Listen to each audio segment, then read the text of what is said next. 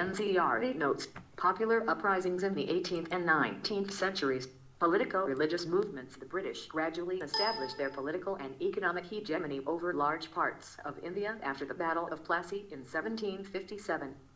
This resulted in the disruption in the old way of life, and all sections of society were affected by it. Changes were seen in the economic, social, religious, and political spheres of life. This resulted in many people getting stripped of their traditional rights and privileges, and also saw many people sink into debt and poverty. This led to many uprisings against the British, and also sometimes against the Indian landlords by peasants and tribals. Many rebellions were also led by landlords and deposed chieftains against the British.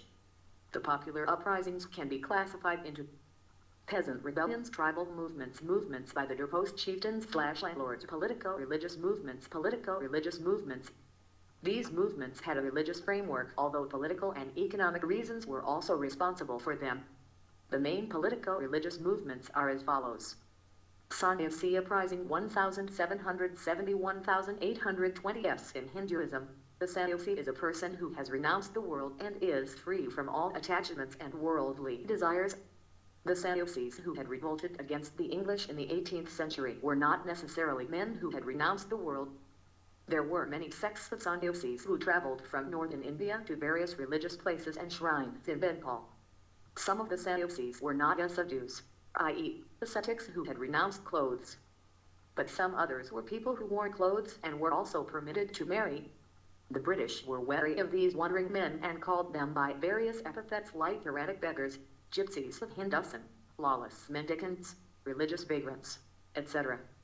After the British had acquired revenue rights in Bengal, many zamindars there had fallen upon hard times owing to the steep tax rates. It was the practice of the sannyasis to collect alms and contributions from these zamindars during their religious travels. This was stopped when the zamindars found it too difficult to provide alms, since after paying the British their due, they were hardly left with anything substantial.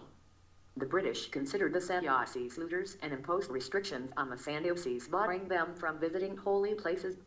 The sannyasis rose in rebellion against the British and raided English factories and government treasuries. This rebellion was centered in the forests of Murshidabad and Baikundpur, Bengal. In 1771, 150 unarmed sannyasis were killed under the orders of Warren Hastings. The sannyasi uprising went on for about 50 years and was suppressed completely only in the 1820s. Bankim Chandra Chatterjee's novel Anandamath, written in 1882, was set in the backdrop of the sannyasi rebellion. This book was banned by the British. India's national song Vande Mataram was taken from this novel.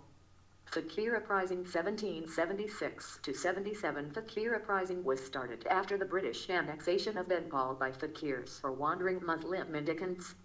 They were led by Majnu Shah. He defied the British authority and began to levy taxes on the farmers and zamindars in Bengal. They looted English factories, acquiring cash, arms, and ammunitions.